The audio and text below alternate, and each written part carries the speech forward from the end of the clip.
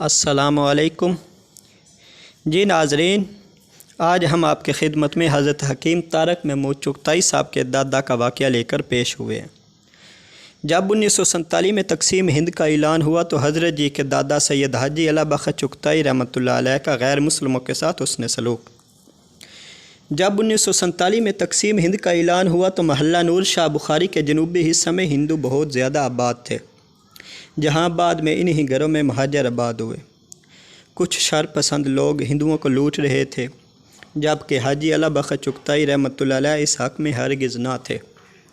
وہ چونکہ انسانیت کا پیغام جانتے بھی تھے اور پھیلاتے بھی تھے، وہ اس بات سے منع کرتے تھے۔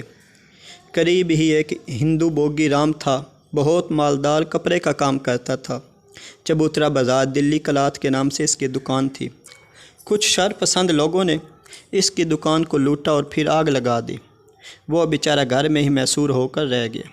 اس نے حضرت جی کے دادا کو پیغام بھیجا کہ میرے پاس کچھ نہیں بچا، لیکن اب میری بہو اور بیٹیاں جوان ہیں، ان پر نظر ہے، لیکن یہ بات میں برداشت نہیں کر سکوں گا۔ حضرت رحمۃ اللہ علیہ کے دادا کو جب یہ پیغام پہنچا تو آپ ان کے گھر تشریف لے گئے، انہیں ساتھ لیا۔ ان کا جتنا قیمتی سامان تھا اس کی گٹھری بنا کر بڑھاپے کی حالت میں اپنے سر پر رکھی، اور ان سب کو ساتھ لے کر اسٹیشن پہنچے۔ اور جب شر پسند لوگوں نے حضرت جی کے دادا رحمۃ اللہ علیہ کو دیکھا تو ان پر رعب طاری ہو گیا۔ وہ کچھ نہ بول سکے، لیکن انہوں نے پیچھا کیا۔ ان کو پتہ تھا کہ ہندوؤں کا تمام مال، سونا، جواہرات انہی گٹھریوں میں موجود ہیں۔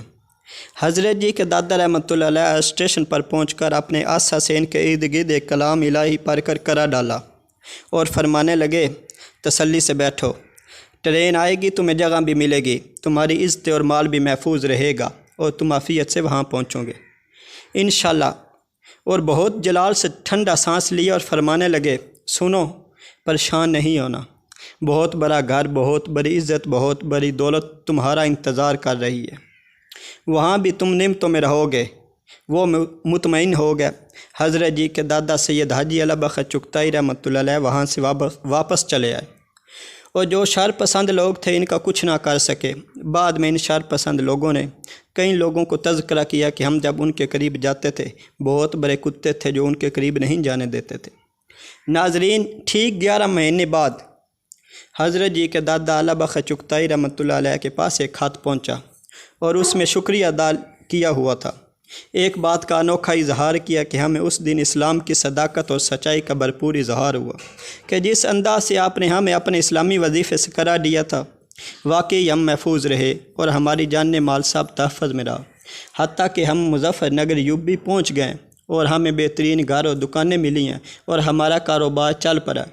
ہم نے پھر سے وہی کپڑے کا کاروبار شروع کیا ہے، اور ہمارے جتنے قریبی تھے، رشتہ دار تھے، سب ابھی تک ویسے ہی ہیں، اور ہم یہاں آ کر مسلمان ہو گئے۔ ہم آپ کے مشکور ہیں کہ اے کاش ہم پہلے ہی مسلمان ہو جاتے۔ اور وہ خط میں بار بار حضرت جی رحمۃ اللہ علیہ کے دادے کو عظمت اور دم کے کرے کا شکریہ ادا کر رہے تھے۔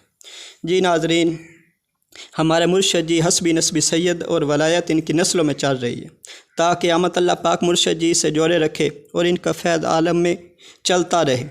مزید ایسی ویڈیو دیکھنے کے لیے ہمارا چینل سبسکرائب، لائک اور شیئر کریں، اور مزید جو ویڈیو ہمارے چینل پر موجود ہیں وہ دیکھنا نہ بھولیے گا۔ والسلام۔